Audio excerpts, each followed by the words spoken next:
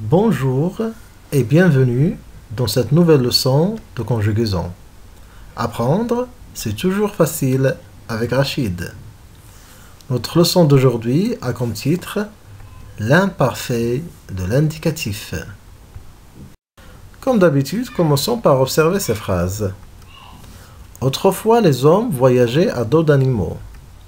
Hier, le ciel était clair. Je voulais vous demander un service.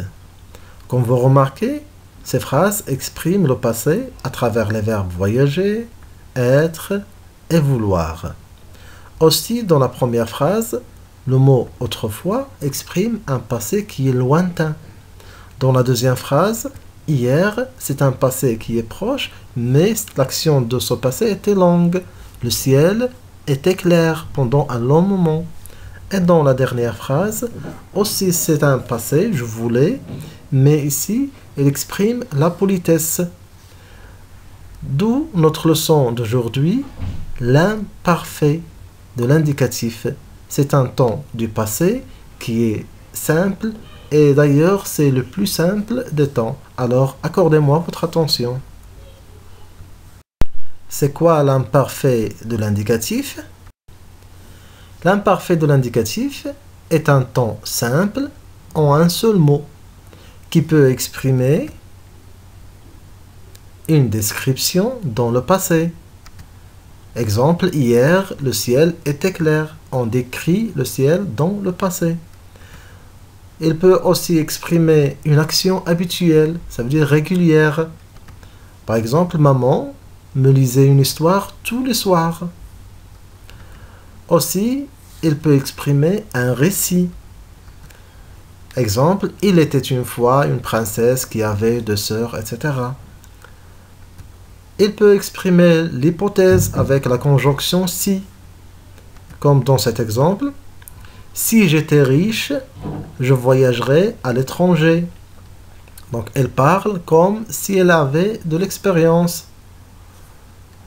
Et aussi pour exprimer une demande atténuée. Donc, c'est une formule de politesse. Comme dans cet exemple, je voulais vous demander une chose. Ou bien, je vous téléphonais pour l'appartement en location, etc. Passons maintenant à la formation de l'imparfait de l'indicatif. L'imparfait se forme pour tous les groupes sur le radical de la première personne du pluriel de l'indicatif présent auquel on ajoute les terminaisons AIS, AIS, AIT, IONS, IEZ et AIENT. Donc, comme vous voyez, c'est très facile. Pour conjuguer un verbe à l'imparfait, il suffit de le conjuguer au présent à la première personne du pluriel pour trouver le radical. On enlève la terminaison du présent ONS et on la remplace par la terminaison de l'imparfait qui est AIS, AIS, AIT, etc. Donc, pour bien comprendre, voici les exemples. Pour le verbe avoir, au présent, nous avons. Donc, on enlève ONS et on la remplace par AIS. J'avais, à l'imparfait. Parler, nous parlons, à l'imparfait, je parlais.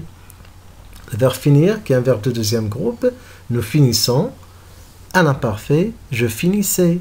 Le verbe aller, nous allons, à l'imparfait, j'allais. Le verbe venir au présent, nous venons, à l'imparfait, je venais. Le verbe dire, nous disons, je disais. Prendre, nous prenons, je prenais. Boire, nous buvons, je buvais. Devoir, nous devons, je devais. Le verbe pouvoir, nous pouvons, je pouvais. Le verbe étudier, nous étudions, j'étudiais. Nous étudions. Le verbe manger, nous mangeons. On garde le E pour ne pas prononcer gon.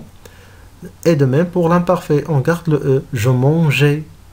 Le verbe falloir, qui est un verbe impersonnel, il fallait. Vous voyez, c'est très facile. Bien sûr, il y a quelques particularités.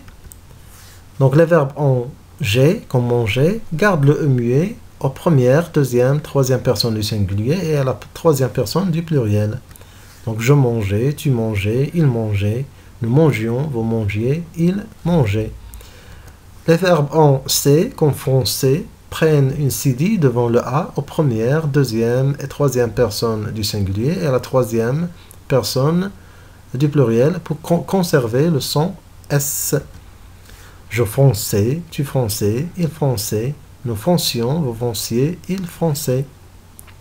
Mais attention aux verbes qui se prononcent de façon identique au présent et à l'imparfait, aux première et deuxième personnes du pluriel. Donc n'oubliez pas le I à l'imparfait. Donc c'est le cas pour les verbes en IE, YER, IE, IER, IE, ILLER et NIE. Prenons les verbes qui se terminent par YER, comme envoyer.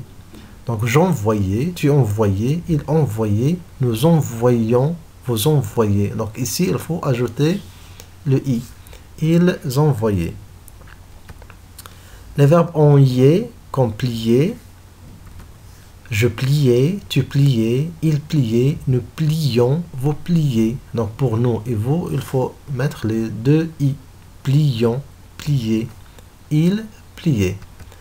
Les verbes en IE, comme travailler. Donc je travaillais, tu travaillais, il travaillait, nous travaillions, vous travailliez. Il faut ajouter le I. Il travaillait. Et les verbes en nier, comme souligner. Je soulignais, tu soulignais, il soulignait, nous soulignions, vous souligniez, il soulignait. Donc faites attention et ajoutez le I à la première et à la deuxième personne du pluriel. Il y a un seul verbe auquel on ne peut pas appliquer la règle, c'est le verbe être. Donc il suffit de l'apprendre par cœur. Le verbe être se conjugue comme suit. J'étais, tu étais, il, elle était, nous étions, vous étiez et ils étaient. Comme vous avez remarqué, c'est très facile de conjuguer un verbe à l'imparfait. Donc, à retenir de notre leçon, la formation de l'imparfait, on prend le radical de la première personne du pluriel du présent de l'indicatif, auquel on ajoute les terminaisons AIS, AIS, AIT, IONS, IEZ et AIENT. L'imparfait sert à exprimer une description, une action habituelle, un récit, une hypothèse ou une demande atténuée. Pour conclure, on va faire ce petit test. Conjugue les verbes entre parenthèses à l'imparfait de l'indicatif. L'année dernière, nous, le verbe être en 5e année du primaire. Il, le verbe faire, très chaud hier. Je, ne pas pouvoir travailler car je, le verbe avoir, très mal à la tête. Grand-mère, me, le verbe raconter, souvent des histoires avant de dormir. Et la dernière phrase, vous, le verbe choisir, toujours le bleu pour vos vêtements. Prenez votre temps et je vous attends pour la correction.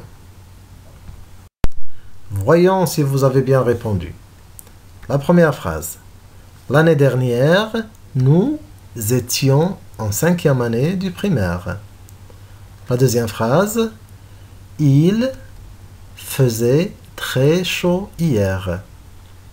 La troisième phrase. Je ne pouvais pas travailler car j'avais mal à la tête. L'autre phrase, grand-mère me racontait souvent des histoires avant de dormir. Et la dernière phrase, vous choisissiez toujours le bleu pour vos vêtements. Vous avez vu, c'était très facile. Bravo, très bon travail. Comme je vous disais toujours, pour progresser, il faut lire et faire beaucoup d'exercices. Et souvenez-vous, la conjugaison, ça s'apprend par cœur. Attendez toujours du nouveau avec RA Éducation.